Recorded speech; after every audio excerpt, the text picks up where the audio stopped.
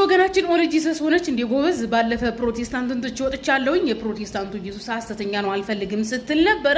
እንግዲህ መግቢያ ላይ እንዳሳየኋችሁ በኢየሱስ እንደሚማል ኢየሱስ እንደሚመለክ እየተናገረች ነው መጽሐፍ ቅዱስ ላይ ከኦሪት ዘፍጥረት እስከ ራዕይ ዮሐንስ በኢየሱስ የማለ የለም፣ በኢየሱስ ማሉ የሚል የለም፣ ኢየሱስን ያመለከ የለም፣ ኢየሱስንም አምልኩ ብሎ ያስተማረ የለም። ከየት አምጥታ እንደምታወራ አላቅም። ከኪስሽ እያወጣች ነው እንደምታወራው እናትዋ።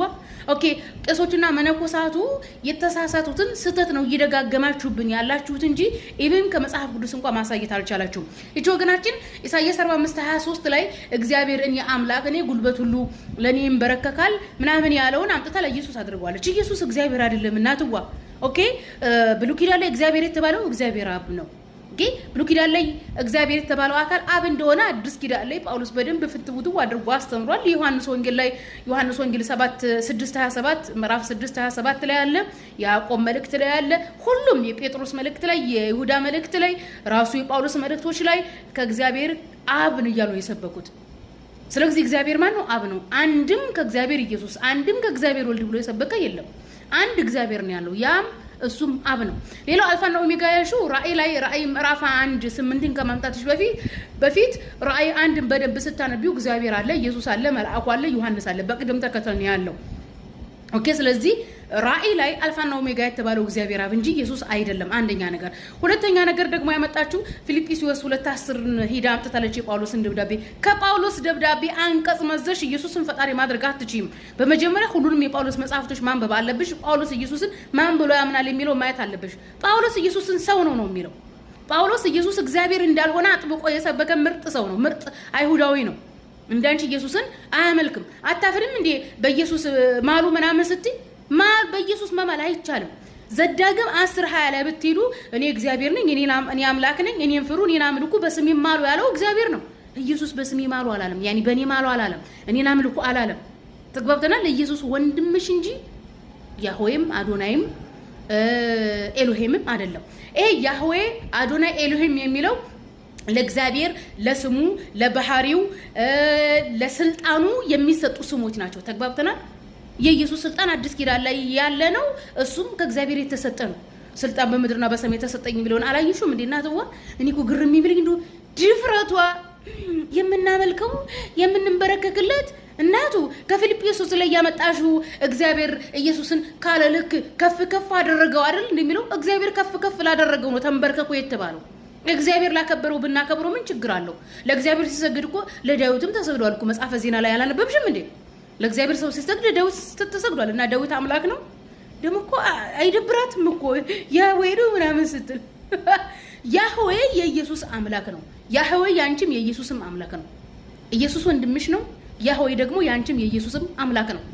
ይሄ ያህዌ የሚለው ብሉይ ኪዳን ላይ ያለው አዲስ ኪዳን ላይ አብ ተብሎ ለተጠራው አካል ነው የሚሆነው። አብን ደግሞ ኢየሱስ አምላኩ እንደሆነ አባቴ አምላካችሁና አምላኬ አባታችሁና አባቴ ብሎ ወደ ራሱ አስጠግቶ አምላኬ ብሏል፣ ወደ ራሱ አስጠግቶ አባቴ ብሏል። ያ የክርስቶስ አምላክና ያ የክርስቶስ አባት ነው ያህዌ። ክርስቶስ ለያህዌ የሰገደ ለያህዌ የዘመረ ነው። ተግባብተናል። ክርስቶስ ለያህዌ ትህትናን ያሳየ ያህዌን የሚፈራ ጻድቅ ሰው ነው እንጂ ክርስቶስ ያህዌ አይደለም። ደግሞ የአይሁድ ሃይማኖት መጽሐፍ ላይ ገብተሽ ትንቦጫረቅ ያለሽ እንዴ? በነገራችን ላይ ይሄንን ያለችው ህፃኑ ልጅ ለምስል ሰግዶ ቀበጥርሶ ስትል ነበረ። በነፃ መስጊድ ያስጎብኙሽ መስጊድ ውስጥ ምንም አይነት ምስል የለም። በእስልምናም ታሪክ አታውቂም እንዴ? ምንም ምስልኛ የፈጣሪም የነቢያትም የመላእክትም ምስል የለን። በምስል አናምንም። በምስል የሚያምን ጣዖት አምላክ ነው። እኛ ጣዖት አምላክ አይደለንም። የክርስቶስን አምላክ ነው የምናመልከው። ክርስቶስን ካለ አባት የፈጠረውን አምላክ ነው የምናመልከው። ክርስቶስ ያመለከውን የዘመረለትን የሰገደለትን ፈርቶ አምላክ ሆይ ድረስልኝ ብሎ ልመና ወደ ፈጣሪው ያቀረበለትን ያንን አምላክ ነው የምናመልከው። ያ አምላክ ደግሞ ምስል የለውም። ማንም ሰው ሊመስለው ቢል አይችልም። ማንም ፍጡር ሊደርስበት አይችልም። ያ አምላካችን ከፍጥረታት በላይ ከፍ ያለ ማንም ቢያስብበት የማይደርስ ማንም ሊደርስበት በማይችል ብርሃን ውስጥ ከፍጥረታት በላይ ከፍ ያለ አምላክ ነው አምላካችን። ምስል ትላለች እንዴ? አይደብራትም እንዴ? ደግሞ በሰለጠነ አውሮፓ ነው መስል ያለችው። በፍቃደኝነት እስኪ መስጊድ ምናምን አስጎብኟት እንዴ? ምስል አላለችም እንዴ? አረ ይደብርሽ እናቱ። እኛ እንኳን አይደለም የመላእክት የነብያት የፈጣሪ ልንል የራሳችንን ምስል በየቤታችን አንሰቅልም። ምስል የምትወዱት እናንተ ናችሁ። የመላእክቱም የሰይጣኑም የፈጣሪውም የኢየሱስም የራሳችሁን ምስል ቤታችሁን፣ ጭንቅላታችሁን፣ ስልካችሁን፣ ሳሎናችሁን፣ መኝታ ቤታችሁን የሞላው ምስል እናንተ ጋር ነው። የውሻውንም የአይጢቱንም የምኑትንም ምስል የምትወዱት እናንተ ናችሁ። ምስል የሚወዱ ከእስልምና ውጭ ያለው ክርስትናው ምናምን ሌላው እስልምና ጽድት ያለ ነው። ከምንም ምስል ጽድት ያለ ንጹህ ተፈጥሯዊ ነው።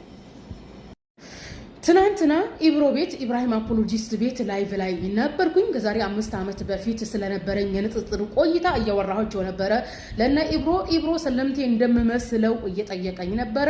የተለያዩ መልሶችን እየመለስኩኝ አሁን ላይ ብቻዬን ሳልሆን በጣም ጠንካራ ልጆች ሴትም ወንዶችም ንጽጽር ላይ ገብታችሁ አሳርፋችሁኛል፣ አላህ ይጨምርላችሁ እያልኩኝ እነሱንም እየመረኳቸው ንጽጽር በዚህ ሰዓት በጣም ጥሩ ለውጥ እንዳመጣና ከዚህ በኋላ የስላሴ ዶክትሪን ኢየሱስ ፈጣሪ ነው እግዚአብሔር ነው እግዚአብሔር ወልድ ነው የሚል ህልውና እንደሌለው እንደተንኮታኮተ እየተነጋገርን ነበረ። ገስት ላይ ቁጭ ብለው ይህንን ሲያዳምጡ የነበሩ ክርስቲያን ወገኖቻችን ይህንን አውርቼ ስጨርስ ኢየሱስ ፈጣሪ ነው የሚል መልስ ሳይሆን ያቀረቡልኝ የሚያገባሽ የለም፣ ቁሞ ቀርነሽ የሚፈልግሽ የለም ብለው ነበር ሲያወሩ የነበረው። ገስት ላይ ያሉትም ሰዎች ታዝበዋል፣ አይተዋል። የኔ መልስ ምንድን ነበረ? ከኔ መልክ ጋር ከኔ ትዳር ጋር ከኔ ህይወት ጋር ምንም አያገናኘውም። እያወራን ያለነው ስለ ሃይማኖታዊ ዶግማ ነው። የሃይማኖታዊ ዶግማ እዚህ ምድር ላይ አምነንበት ገነት የምንገባበት እንጂ የኔ መሰረት የግል ህይወት አይደለም። የኔ መሰረት የግል ህይወት አመርኩም ማስጠላሁም አገባሁም አላገቡም እዚህ ምድር ላይ ሙቼ የሚቀር ነገር ነው። ነገር ግን የምታምኑበት ህይወት ከምድራዊ እስከ ሰማያዊ እስከ ሰማይ ድረስ ተከትሏችሁ የሚሄድ ነው። በግለሰብ ላይ በቃ ፐርሰናል አታክ አታድርጉ። እንደዛ የምትሉ ከሆነ እኔ ስሙት እዚህ ምድር ላይ አለማግባቴ እኔን የሚጎዳ እናንተን የበላይ የሚያደርጋቸው ነው ክርስቲያን ወገኖቻችን በገነት ኢየሱስን አገባለሁ የሚል መልስ ነው ያስቀመጥኩላቸውና ይህንን በማራገብ እንዴት ኢየሱስን አገባለሁ ትላለች እንደዛ የሚል ከሆነ የምትል ከሆነ እስልምና እንሰደባለን ምናምን ነብዩን እንሰደባለን እያሉ ነው። በነገራችን ላይ ኢየሱስን አገባለሁ ብሎ ማለት ስድብ አይደለም። ማግባቴ የክብር ጉዳይ ነው። ኦኬ የሚያገቡ ናቸው አይደለም የተከበሩት። እናንተ አለማግባት ለኔ ውርዴት መስሏችሁ አይደለም አላገባሽም የምትሉኝ። ስለዚህ ማግባት ክብር ከሆነ ክርስቶስን አገባለሁ ብሎ ማለት የክርስቶስ ክብር ነው።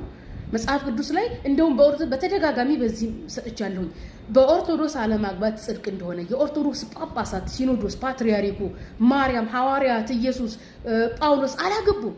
ባለማግባታችሁ ስትመኩ አይደለም የምትሉት። ስለዚህ የኔ አለማግባት ከነዚህ ጻድቃኖች ወገን የሚመደብ እንጂ እንደ ውርደት የሚታይ አይደለም። እንደ ውርደትም ካያችሁት በገነት ኢየሱስን አገባለሁ ብያለሁ። ኢየሱስን አገባለሁ ብሎ ማለት ስድብ አይደለም። ክርስቶስ ወንድ ነው። አንድ አይሁዳዊ ወንድ ነው። አንድ አይሁዳዊ የሃይማኖት ሰባኪ ነው። መጽሐፍ ቅዱስ ላይ አይ ኢየሱስ ፈጣሪ ስለሆነ ፈጣሪ ሚስት አያገባም ተብሎ አልተጻፈም። ክርስቶስ የማርያምን ማህፀን የከፈተው ወንድ ልጅ ነው። አስገርዟለች። በአይሁድ ሕግ መሰረት አይሁዳውያኖች ከእግዚአብሔር ጋር ቃል ኪዳን የገቡት የግርዘት ቃል ኪዳን ነው። ተጋብተናል። ስለዚህ ተገርዟል ኢየሱስ ክርስቶስ። ድንግል ማርያም ናት ወስዳ እንደውም የግርዛት መስዋዕት አቅርባ ያስገረዘችው። ስለዚህ አንድ ወንድ የሚገረዘው ለምንድን ነው? እርሳስ የምትቀርጹት ለምንድን ነው? እንዲጽፍ ነው አይደለም? ስለዚህ አንድ ወንድ የሚገረዘው የወንድነት ስርዓቱን እንዲያካሄድለት ነው። ስለዚህ በክርስቶስ በገነት አያገባም የሚል ምንም አይነት መረጃ የለም። ስለዚህ እንዲያውም የማቴዎስ ወንጌል 19:29 ወይም ማርቆስ 10:30 ካልተሳሳኩኝ ምንድነው የሚለው ለወንጌል ብሎ እዚህ ምድር ላይ ስደት እየደረሰበት በዛኛው በመንግስተ ሰማይ ቤትን የወይን አትክልትን እህትን አባትን ሚስትን እርሻን ያገኛል ብሏል። ክርስቶስም ደቀ መዛሙርቱም ጳውሎስም እዚህ ምድር ላይ ሚስት አላገቡም። ስለዚህ ወይ ወንጌሉ ተሳስቷል ወይ ወንጌሉ በመንግስተ ሰማይ እነ ጴጥሮስ እነ ጳውሎስ ራሱ ክርስቶስ ሚስት ያገባሉ። ስለዚህ እኔ አማርጬ በነገራችን ላይ እንደ አይሁድ እምነት ሙስሊሞች ገነት ይገባሉ። አይሁዶቹ የምንጠይቋቸው ሙስሊም የአይሁድን ገነት ይገባሉ የምትላቸው ይገባል ነው የሚሉት። ምክንያቱም እኛ የሙሴን አምላክ ስለምናመልክ ማለት ነው። ስለዚህ የአይሁድን ገነት ይገባሉ። ጳውሎስ፣ ጴጥሮስ፣ ክርስቶስ ምን ናቸው? አይሁዶች ናቸው። እነዚህን አይሁዶች መሰረት አድርጌ ነው እያወራሁት እንጂ የእናንተን የቄስና መነኩሴ ቄስና መነኩሴ የፈጠሩትን ስህተት የቄስና የመነኩሴ ኢጎ ኢየሱስን ፈጣሪ ያደረገው ያን ሰላም አረክታችሁ አይደለም እያወራ ያለሁት። ወንጌል ላይ ስላለው ስለ ክርስቶስ ኢየሱስ ነው እያወራ ያለሁት። ስለዛ ስለ አይሁዳዊው ሰባኪ ነው እያወራ ያለሁት። እንደዚህ እንደ አይሁዳዊ ሰባኪ በገነት ሚስት ያገባሉ ብሏል። ስለዛ ነው እያወራ ያለሁት። እንሳደባለን አከሌን አገባለሁ ብሎ ማለት ስድብ አይደለም። ሲጀመር እናንተ ታሪካችሁ መሳደብ ነው። ስትሳደቡ ትኖራላችሁ። የእናንተ ስድብ ነው ወደ ሶሻል ሚዲያ ያመጣኝ። አያችሁ ግን የመሐመድ አምላክ እንደዚህ ያዋርዳችኋል። የክርስትና ዶግማ የተንኮታኮተ የሌለ እዚህ ምድር ላይ ህልውና የሌለው ነው። ለወደፊት ቄስና መነኩሴ ሚንበር ላይ ቆሞ ምሕራብ ላይ ቆሞ መድረክ ላይ ቆሞ ማርያም የፈጣሪ ናት አንተ ኢየሱስ ፈጣሪ ነው የሚል የሚያፍርበት ጊዜ ይመጣል። ለወደፊት ኢየሱስ ፈጣሪ ነው የሚል ትውልድ አይኖርም። ጠፊ ዶግማ ላይ ነው ያላችሁት። ይሄን በተደጋጋሚ ነግራችኋለሁ፣ አስረግጬ ነግራችኋለሁ። ኢየሱስን አገባል ያልኩት ራሳችሁ ወንጌል ተነስቼ እንጂ ከእናንተ ቄስና መነኩሴ ተነስቼ አይደለም። ቄስና መነኩሴዎቻችሁ ከወንጌል ጋር ከሐዋርያት ጋር ካልተመሳሰለ ተቀባይነት የለውም። 1 ሚሊዮን ሃይማኖት አስተምራችኋለሁ። ላለፉት 5 ዓመት እኮ አስተምራችኋለሁ እኮ ኢየሱስ እግዚአብሔር ወልድ አይደለም።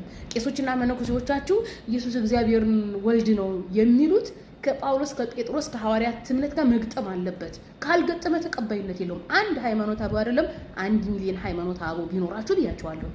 ተግባብተናል። ስለዚህ ለመሳደብ፣ ለመቅጠፍ፣ ለማጭበርበር ሰበብ አትፈልጉ። ካለ ምንም ሰበብ ለዚህ ለተንኮታኮተው ዶግማችሁ ብላችሁ ጥሩ ዶግማ እንኳን ቢኖራችሁ አንድ እኮ ዋሽቶም ተሳድቦም እኮ ጥሩ ነገር ቢኖሩ ጥሩ ነበር። ዋሽታችሁ ተሳድባችሁም ቀጥፋችሁም ዶግማችሁ ወደቀ፣ ተንኮታኮተ። በማን ወደቀ? በእኛ በሙስሊሞች። አያችሁ የመሐመድ አምላክ እንዲህ ያዋርዳል። መሐመድ አለይሂ ሰላቱ ወሰለም የሰበኩት አምላክ እንዲህ እውነተኛ አምላክ ነው። መሐመድ የተናገሩት እንዲህ እውነት ነው። መሐመድ እናዋርዳለን ብላችሁ ተዋረዳችሁ። አስረግጬ ነው የምነግራችሁ። ተግባብተናል። ሸራ አድርጋችሁ አድርሱላችሁ። ስለዚህ አስረግጬ ነግራችኋለሁኝ። በገነት ኢየሱስን ነው የማገባው።